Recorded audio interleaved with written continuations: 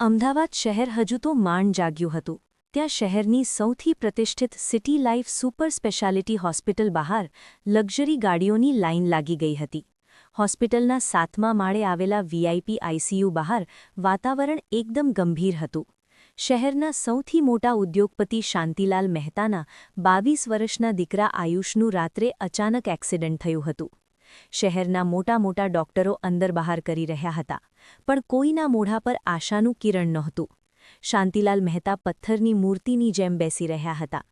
તેમની બાજુમાં ઊભેલા સેક્રેટરીએ ધીમેથી કહ્યું, સાહેબ, લંડન અને અમેરિકાના ડોક્ટરો સાથે વિડિયો કોન્ફરન્સ થઈ ગઈ છે, પણ તેઓ કહે છે કે આ કેસમાં બચવાના ચાન્સ ફક્ત 1% જ છે. મગજની નસોમાં લોહી જામી ગયું છે. શાંતિલાલની આંખમાંથી આંસુ સરી પડ્યા. મારો એકનો એક દીકરો છે, ગમે તેટલા કરોડો રૂપિયા જાય, મને મારો આયુષ જીવતો જોઈએ. બરાબર સવારના 8 વાગ્યા હતા. હોસ્પિટલના મેઇન ગેટ પાસે એસટી બસ સ્ટેન્ડ પરથી ઉતરીને એક 25-26 વર્ષનો છોકરો ચાલતો આવતો હતો. પહેરણમાં સાદું સફેદ ખમીસ, સુતરાઉ પેન્ટ અને પગમાં ઘસાયેલા ચંપલ. ખભે એક જૂની ચામડાની થેલી લટકતી હતી, જેનો રંગ પણ ઉડી ગયો હતો. મોઢા પર અઠવાડિયાની વધેલી દાઢી હતી, પણ તેની આંખોમાં એક અજીબ ચમક અને શાંતિ હતી. તે સીધો હોસ્પિટલના ગેટ તરફ જવા લાગ્યો. ગેટ પર ઊભેલા સિક્યોરિટી ગાર્ડે તેને અટકાવ્યો. એ ભાઈ, ક્યાં લબાચા લઈને અંદર ઘૂસે છે? આ ધર્મશાળા નથી, હોસ્પિટલ છે. બહાર નીકળ. પેલા છોકરાએ શાંતિથી કહ્યું, ભાઈ, મારે અંદર જવું છે. પેલા મહેતાજીના છોકરાની તબિયત બહુ ખરાબ છે, મારે તેને જોવો પડશે. ગાર્ડ ખડખડાટ હસવા લાગ્યો. લે ભાઈ, તું જોશે? દુનિયાના લાખો રૂપિયા લેનારા ડોક્ટરો હારી ગયા છે અને તું આ તારા થેલામાંથી ગોળીઓ આપીશ? ચલ, રસ્તો પકડ, નહીતર પોલીસને બોલાવીશ. બરાબર એ જ સમયે હોસ્પિટલના ડાયરેક્ટર ડોક્ટર શર્મા બીજા 5-6 જુનિયર ડોક્ટરો સાથે ત્યાંથી પસાર થઈ રહ્યા હતા. ગાર્ડે બૂમ પાડી, સાહેબ, જુઓ, આ ભિખારી જેવો છોકરો અંદર આવવાની જીદ કરે છે. ડોક્ટર શર્મા પેલા છોકરા સામે ગુસ્સામાં જોવા ગયા, પણ જેવી તેમની નજરે છોકરાના ચહેરા પર પડી, તેમના પગ ધ્રુજવા લાગ્યા. તેમને પરસેવો વળી ગયો. તેમણે તરત જ પાસે જઈને વાંકા વળીને પેલા છોકરાને પ્રણામ કર્યા. સર, તમે અહીં? અમને ખબર હોત તો અમે લેવા આવત. ડોક્ટર શર્માનો અવાજ કાંપતો હતો. આખું હોસ્પિટલ સ્ટાફ અને સિક્યોરિટી ગાર્ડ સ્તબ્ધ થઈ ગયા. શહેરના સૌથી મોંઘા ડોક્ટર એક સાધારણ દેખાતા છોકરાને સર કહીને નમી રહ્યા હતા. પેલા છોકરાએ હસીને કહ્યું, શર્મા, આ બધું રહેવા દો. પેશન્ટની હાલત કેવી છે? મારી પાસે સમય ઓછો છે. ડોક્ટર શર્માએ ધ્રુજતા અવાજે કહ્યું, સાહેબ, કેસ હાથમાંથી જઈ રહ્યો છે. આયુષનું મગજ રિસ્પોન્સ નથી આપી રહ્યું. છોકરાએ પોતાની જૂની થેલી સરખી કરી અને કહ્યું, ચાલો, મને ઓપરેશન થિયેટરમાં લઈ જાઓ. અને હા, કોઈને ખબર ન પડવી જોઈએ કે હું કોણ છું. મારે શાંતિથી કામ કરવું છે. ડોક્ટર શર્મા તેને સીધા સ્પેશિયલ લિફ્ટમાં લઈ ગયા. આખું હોસ્પિટલ સ્ટાફ અંદરોઅંદર ચર્ચા કરવા લાગ્યું કે આ સામાન્ય દેખાતો છોકરો કોણ છે. કોઈ તેને જાદુગર કહેતું હતું તો કોઈ પાગલ, પણ કોઈને ખબર નહોતી કે આ એ જ વ્યક્તિ છે જેના એક ઇશારે દુનિયાના મોટા દેશોના રાષ્ટ્રપતિઓ પણ લાઇનમાં ઊભા રહેતા હતા. જ્યારે ઓપરેશન થિયેટરના દરવાજા ખુલ્યા ત્યારે અંદરના નામી ડોક્ટરો આ છોકરાને જોઈને ગુસ્સે થયા. એક અમેરિકન સર્જને કહ્યું, આ ભિખારી કોણ છે? પેલા છોકરાએ પોતાની જૂની થેલી ટેબલ પર મૂકી અને તેમાંથી એક અજીબ પ્રકારની નાની સોય કાઢી. તેણે ડોક્ટર સામે જોયા વગર ગુજરાતીમાં ધીમેથી કહ્યું, સાહેબ, ભિખારી એ હોય છે જેની પાસે જ્ઞાન નથી હોતું. અત્યારે તમારું મશીન તો મૌન છે, પણ મારો આ થેલો બોલશે. ઓપરેશન થિયેટરમાં વાતાવરણ તંગ હતું. અમેરિકન સર્જન ડોક્ટર રોબર્ટ્સ ગુસ્સામાં લાલચોળ હતા. ડોક્ટર શર્મા, આ મજાક છે? આ છોકરો કોઈ મંત્રતંત્ર કરશે. હાઈટેક મશીનો ફેલ ગયા છે, ત્યાં સોય શું કામ કરશે? પેલા રહસ્યમયી છોકરાએ ડોક્ટર રોબર્ટ્સ સામે જોયા વગર જ પોતાની જૂની ચામડાની થેલીમાંથી 7 અલગ અલગ લંબાઈની સોય કાઢી. તેણે શાંત અવાજે કહ્યું, ડોક્ટર, વિજ્ઞાન ત્યાં પૂરું થાય છે જ્યાંથી પ્રકૃતિની સમજ શરૂ થાય છે. મશીન હૃદયના ધબકારા માપે છે, પણ આત્માનો અવાજ નહીં. તેણે આયુષના કપાળ પર, ગરદનની પાછળ અને હૃદયની બરાબર ઉપર અમુક ચોક્કસ બિંદુઓ પર એ સોય ભરાવી. અચાનક જે મોનિટર પર લાઇન સીધી થઈ ગઈ હતી, ફ્લેટ લાઇન, ત્યાં નાની હલચલ શરૂ થઈ. Beep, beep, beep. આ અવાજ સાંભળીને ઓપરેશન થિયેટરમાં હાજર તમામ ડોક્ટરોની આંખો ફાટી ગઈ. બહાર શાંતિલાલ મહેતા અને તેમનો પરિવાર પ્રાર્થના કરી રહ્યો હતો. બરાબર અડધા કલાક પછી ઓપરેશન થિયેટરનો લાલ લાઇટ બંધ થયો. દરવાજો ખુલ્યો અને પેલો છોકરો પરસેવો લૂછતા બહાર આવ્યો. તેની પાછળ ડૉક્ટર શર્મા દોડતા આવ્યા. સાહેબ, આ તો અશક્ય હતું. મેડિકલ સાયન્સની ભાષામાં આને ચમત્કાર કહેવાય. શાંતિલાલ મહેતા ધ્રુજતા પગે ઊભા થયા. ડૉક્ટર, મારો આયુષ? ડૉક્ટર શર્માએ ગદગદિત થઈને કહ્યું, શેઠ, તમારો દીકરો જોખમની બહાર છે, પણ આભાર મારો નહીં, આ યુવાનનો માનો.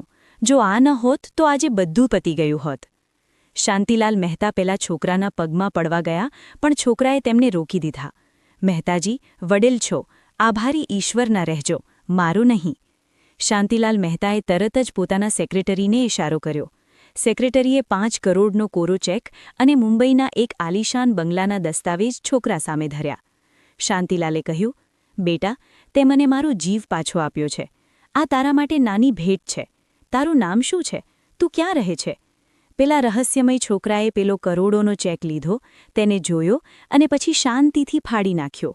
આ જોઈને આખું હોસ્પિટલ સ્તબ્ધ થઈ ગયું. તેણે કહ્યું, મારું નામ શિવ છે. હું હિમાલયની ગુફાઓમાંથી આવું છું અને પાછો ત્યાં જ જાઉં છું. જે સંપત્તિ જીવ બચાવી ન શકે એ સંપત્તિ રાખવાનો મને શોખ નથી. તેણે પોતાની જૂની થેલી ખભે ભરાવી અને ચાલવા લાગ્યો. ડૉક્ટર શર્મા તેની પાછળ દોડ્યા. ગુરુજી, તમે અત્યારે જ જશો? હજુ તો પેલા અમેરિકન ડૉક્ટરો તમારી માફી માંગવા માંગે છે. શિવ ઊભો રહ્યો અને ધીમેથી બોલ્યો, શર્મા, માફી માણસ પાસેથી મંગાય, અહંકાર પાસેથી નહીં. અને હા, યાદ રાખજે, આયુષને હોશ આવે ત્યારે તેને કહેજો કે જીવન ભોગવવા માટે નથી, કોઈના કામ આવવા માટે મળ્યું છે. શિવ હોસ્પિટલના ગેટ બહાર નીકળી જ રહ્યો હતો ત્યાં એક કાળી રંગની વિદેશી કાર તેની સામે આવીને ઊભી રહી. કારમાંથી એક સુંદર પણ ગંભીર દેખાતી યુવતી ઉતરી. તેણે શિવનો રસ્તો રોક્યો અને કહ્યું, તમે આટલી સહેલાઈથી ભાગી ન શકો. મારા પિતાએ 10 વર્ષથી તમારી શોધ કરી છે.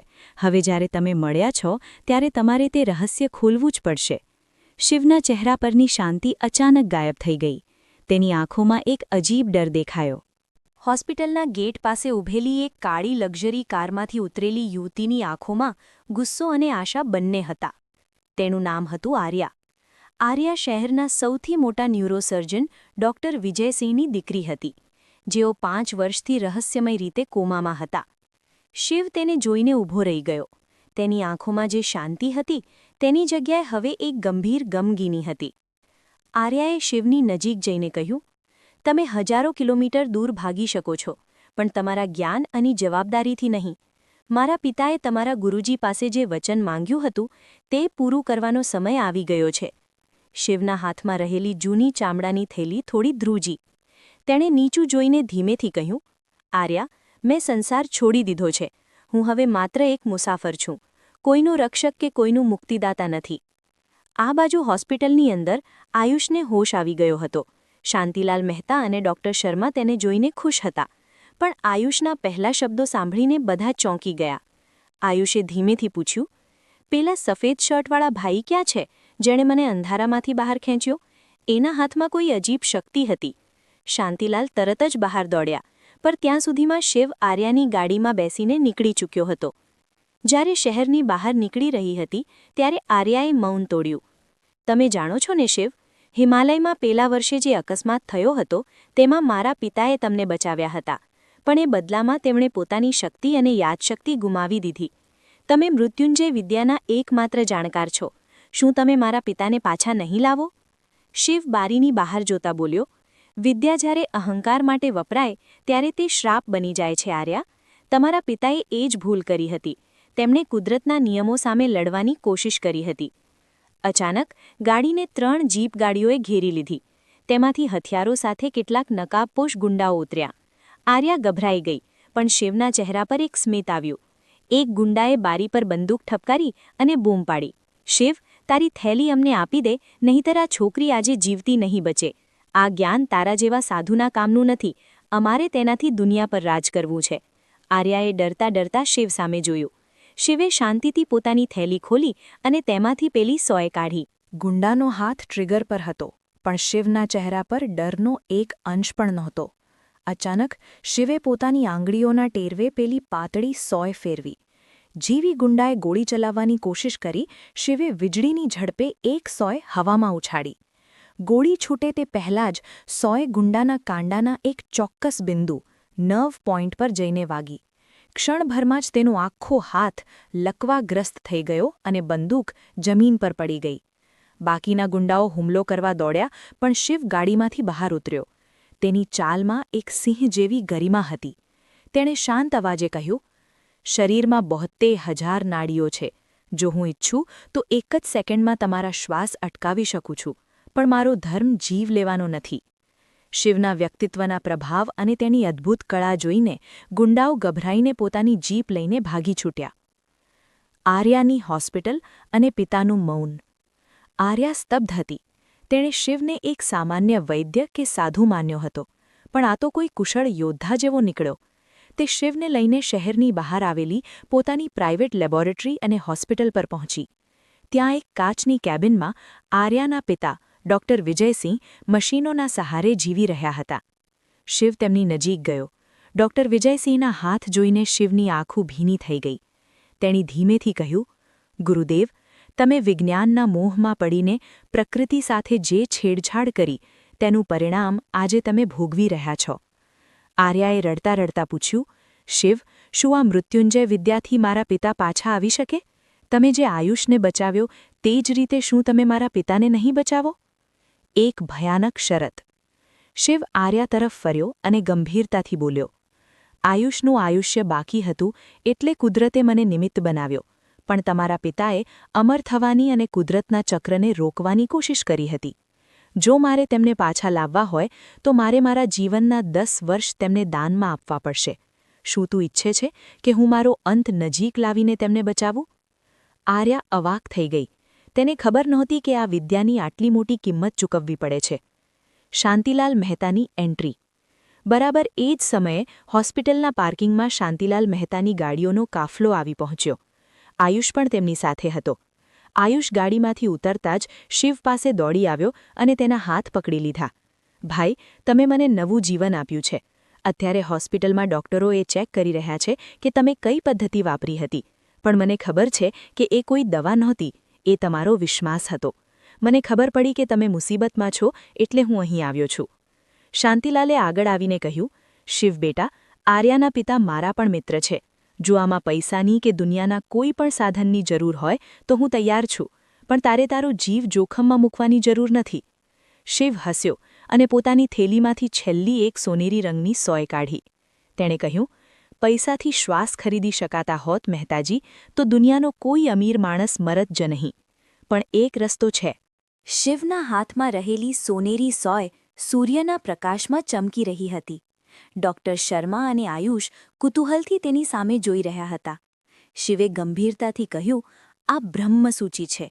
મારા ગુરુએ મને આ ત્યારે જ વાપરવા કીધું હતું જ્યારે કોઈના જીવનની દોરી સાવ ખૂટી ગઈ હોય અને કુદરતને મંજૂર હોય. પણ આ સોય ચલાવવા માટે મારે મારા પોતાના શરીરની ઊર્જા, વાઇટાલિટી, તેને આપવી પડશે. આર્યા રડવા લાગી.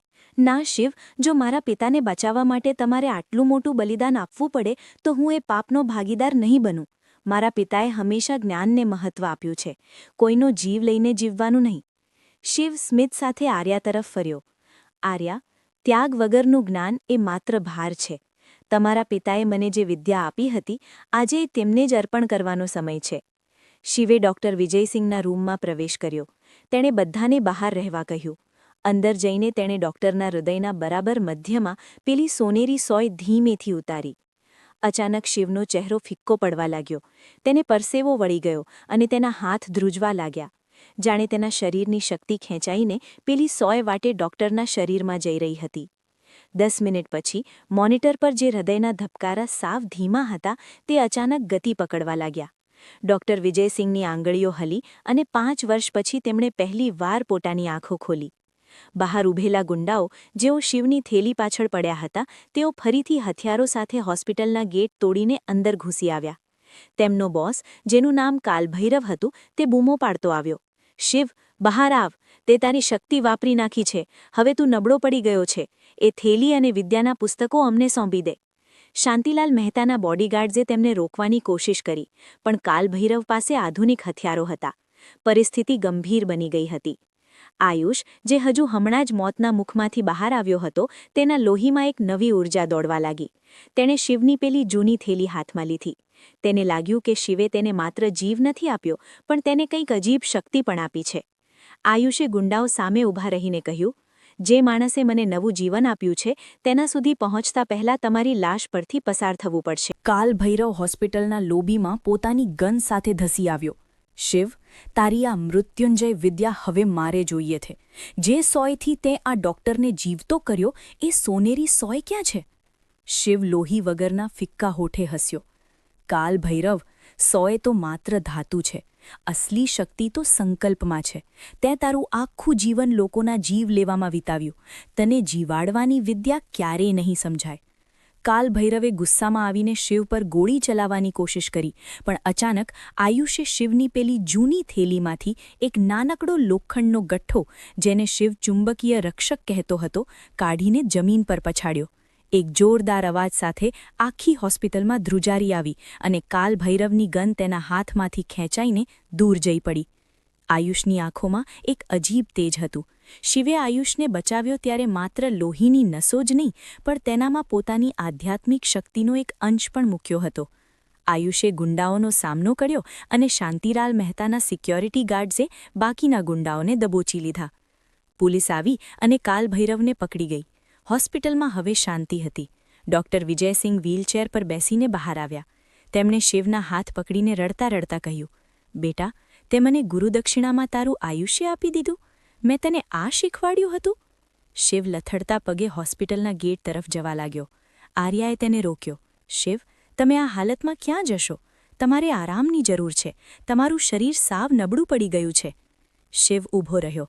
તેણે આકાશ તરફ જોયું જ્યાં સૂરજ આથમી રહ્યો હતો. તેણે ધીમેથી કહ્યું, આર્યા, દીવો ત્યારે જ ઓલવાય છે જ્યારે તે બીજાના ઘરમાં અજવાળું કરી દે છે. મારું કામ પૂરું થયું. આયુષ હવે આ થેલીનો અને આ જ્ઞાનનો વારસદાર છે. તે હોસ્પિટલને ધર્મશાળા બનાવશે, દવાખાનું નહીં. શિવ ધીમે ધીમે ચાલતો હોસ્પિટલના ગેટની બહાર નીકળી ગયો. આયુષ અને આર્યા તેને જોવા પાછળ દોડ્યા, પણ ગેટની બહાર નીકળતા જ એક સફેદ ધુમ્મસ જેવું વાતાવરણ છવાઈ ગયું. જ્યારે ધુમ્મસ હટ્યું ત્યારે ત્યાં કોઈ નહોતું.